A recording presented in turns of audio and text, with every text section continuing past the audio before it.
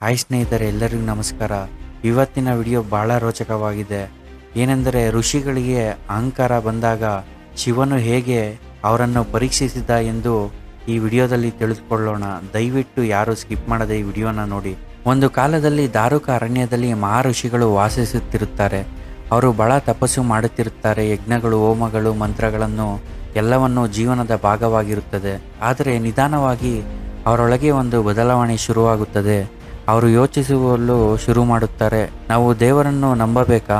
ನಮ್ಮ ತಪಸ್ಸಿನ ಶಕ್ತಿಯೇ ಸಾಕಲ್ಲವಾ ಎಂದು ಯೋಚನೆ ಮಾಡುತ್ತಾರೆ. ಇದು ಅಹಂಕಾರದ ಆರಂಭ. ಈ ಅಹಂಕಾರವನ್ನು ಗಮನಿಸಿದವರು ಸ್ವಯಂ ಮಹಾದೇವ. ಶಿವನು ಯೋಚಿಸುತ್ತಾನೆ, ಇವರು ಸತ್ಯದಿಂದ ದೂರ ಹೋಗುತ್ತಿದ್ದಾರೆ, ಇವರು ತಪಸ್ಸಿನ ಅರ್ಥವನ್ನು ಮರೆತಿದ್ದಾರೆ, ಇವರಿಗೆ ಪಾಠ ಕಲಿಸಬೇಕು ಎಂದು ಶಿವನು ವಿಚಿತ್ರವಾದ ಒಂದು ರೂಪವನ್ನು ತಾಳುತ್ತಾನೆ. ಅದೇ ಒಂದು ಭಿಕ್ಷುಕನ ರೂಪ. ಅವನು ಬಟ್ಟೆ ಇಲ್ಲದೆ ದೇಹಕ್ಕೆ ಭಸ್ಮವನ್ನು ಲೇಪಿಸಿಕೊಂಡು ಕೈಯಲ್ಲಿ ಕಪಾಲ ಹಿಡಿದು ಅರಣ್ಯಕ್ಕೆ ಪ್ರವೇಶಿಸುತ್ತಾನೆ. ಆ ರೂಪ ಅಷ್ಟೊಂದು ವಿಚಿತ್ರವಾಗಿತ್ತು, ಆದರೆ ಅದರಲ್ಲಿ ಒಂದು ಅಚ್ಚರಿಯ ಆಕರ್ಷಣೆ ಇತ್ತು. ಶಿವನು ಅರಣ್ಯದಲ್ಲಿ ಸಂಚರಿಸುತ್ತಿದ್ದಾಗ ಋಷಿಗಳ ಪತ್ನಿಯರು ಅವನನ್ನು ನೋಡುತ್ತಾರೆ. ಅವರು ಆ ಭಿಕ್ಷುಕನನ್ನು ನೋಡಿದ ಕ್ಷಣವೇ ಅವರ ಮನಸ್ಸು ಅವನತ್ತ ಸೆಳೆಯುತ್ತದೆ. ಅದು ಕಾಮವಲ್ಲ, ಅದು ದೈವಿಕ ಆಕರ್ಷಣೆ. ಅವರು ಅವನ ಹಿಂದೆ ಹೋಗಲು ಆರಂಭಿಸುತ್ತಾರೆ. ಇದನ್ನು ನೋಡಿದ ಋಷಿಗಳು ಕೋಪಗೊಳ್ಳುತ್ತಾರೆ. ಈ ಮನುಷ್ಯ ಯಾರು? ನಮ್ಮ ಆಶ್ರಮದಲ್ಲಿ ಬಂದು ನಮ್ಮ ಸ್ತ್ರೀಯರನ್ನ ಮನಸ್ಸನ್ನು ಕದಿಯುತ್ತಿದ್ದಾನೆ, ಯಾರಿವನು ಎಂದು ಕೋಪದಿಂದ ಕೂಗುತ್ತಾರೆ. ಅವರು ತಮ್ಮ ತಪಸ್ಸಿನ ಶಕ್ತಿಯಿಂದ ಶಿವನ ಮೇಲೆ ದಾಳಿ ಮಾಡುತ್ತಾರೆ. ಮೊದಲು ಅವರು ಒಂದು ಭಯಾನಕ ಹುಲಿಯನ್ನು ಸೃಷ್ಟಿಸುತ್ತಾರೆ. ಆ ಹುಲಿಯನ್ನು ಶಿವನ ಮೇಲೆ ಬಿಡುತ್ತಾರೆ. ಆದರೆ ಶಿವನು ಶಾಂತವಾಗಿ ಆ ಹುಲಿಯನ್ನು ಕೊಂದು ಅದರ ಚರ್ಮವನ್ನು ಹೊದಿಕೊಳ್ಳುತ್ತಾನೆ. ಮತ್ತೆ ಅವರು ಒಂದು ಸರ್ಪವನ್ನು ಕಳಿಸುತ್ತಾರೆ. ಶಿವನು ಅದನ್ನು ಹಿಡಿದು ತನ್ನ ಕಂಠದಲ್ಲಿ ಹಾರವನ್ನಾಗಿ ಮಾಡಿಕೊಳ್ಳುತ್ತಾರೆ. ಇನ್ನೂ ಕೋಪಗೊಂಡ ಋಷಿಗಳು ಒಂದು ಭಯಾನಕ ರಾಕ್ಷಸನನ್ನ ಸೃಷ್ಟಿ ಮಾಡುತ್ತಾರೆ. ಶಿವನು ಅವನನ್ನು ತುಳಿದು ಅದರ ಮೇಲೆ ನೃತ್ಯ ಮಾಡುತ್ತಾನೆ. ಆದರೂ ಶಿವನು ಏನು ಮಾತನಾಡುವುದಿಲ್ಲ. ಅವನು ಏನು ಭಿಕ್ಷುಕನಂತೆ ನಗುತ್ತಾ ನಿಂತಿರುತ್ತಾನೆ. ಋಷಿಗಳು ಗಾಬರಿಗೊಳ್ಳುತ್ತಾರೆ. ಇವನು ಸಾಮಾನ್ಯ ಮನುಷ್ಯನಲ್ಲ ಎಂದು ಮನಸ್ಸಿನಲ್ಲಿ ಅಂದುಕೊಳ್ಳುತ್ತಾರೆ.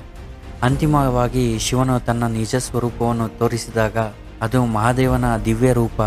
ಜಟೆಯಲ್ಲಿ ಗಂಗಾ, ಕಂಠದಲ್ಲಿ ವಿಷ, ಮಸ್ತಕದಲ್ಲಿ ಚಂದ್ರ. ಋಷಿಗಳು ನೋಡಿ ಬೆಚ್ಚಿ ಬೀಳುತ್ತಾರೆ. ಅವರು ತಕ್ಷಣ ಶಿವನ ಕಾಲಿಗೆ ಬಿದ್ದು ಪಶ್ಚಾತ್ತಾಪ ಪಡುತ್ತಾರೆ. ಪ್ರಭು, ನಮ್ಮನ್ನು ಕ್ಷಮಿಸಿ, ನಾವು ಅಹಂಕಾರದಲ್ಲಿ ಮುಳುಗಿದ್ದೇವೆ, ನಮ್ಮನ್ನು ಕ್ಷಮಿಸಿ ಎಂದು ಬೇಡಿಕೊಳ್ಳುತ್ತಾರೆ. ಶಿವನು ಮೃದುವಾಗಿ ನಕ್ಕು, ತಪಸ್ಸು ಅಂದರೆ ಶಕ್ತಿಯಲ್ಲ, ತಪಸ್ಸು ಅಂದರೆ ವಿನಯ. ನೀವು ದೇವರನ್ನು ಮರೆತಾಗ ನಿಮ್ಮ ಶಕ್ತಿ ನಿಮ್ಮನ್ನು ಅಂಧಕಾರನನ್ನಾಗಿ ಮಾಡುತ್ತದೆ. ಜ್ಞಾನ ಇದ್ದರೂ ಅಹಂಕಾರ ಇದ್ದರೆ ಅದು ಜ್ಞಾನವೇ? ಋಷಿಗಳು ತಮ್ಮ ತಪಸ್ಸನ್ನು ಅರಿತುಕೊಳ್ಳುತ್ತಾರೆ. ಅವರು ಮತ್ತೆ ವಿನಯದಿಂದ ತಪಸ್ಸು ಮಾಡಲು ಆರಂಭಿಸುತ್ತಾರೆ.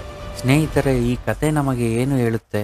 ನಾವು ಎಷ್ಟೇ ದೊಡ್ಡವರಾಗಿದ್ದರೂ, ಎಷ್ಟೇ ಜ್ಞಾನ ಹೊಂದಿದ್ದರೂ, ಅಹಂಕಾರ ಬಂದರೆ ನಾವು ಸತ್ಯದಿಂದ ದೂರ ಹೋಗುತ್ತೇವೆ.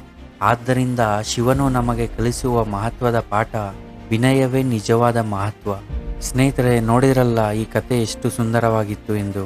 ಹೀಗೆ ಇನ್ನೂ ಮತ್ತು ಹೆಚ್ಚಿನ ಕಥೆಗಳಿಗಾಗಿ ನಮ್ಮ ಚಾನಲ್ನನ್ನು ದಯವಿಟ್ಟು ಸಬ್ಸ್ಕ್ರೈಬ್ ಮಾಡಿಕೊಳ್ಳಿ. ನಿಮ್ಮ ಅನಿಸಿಕೆ, ಅಭಿಪ್ರಾಯಗಳನ್ನು ಕಮೆಂಟ್ ಬಾಕ್ಸ್ನಲ್ಲಿ ತಿಳಿಸಿ. ಧನ್ಯವಾದಗಳು.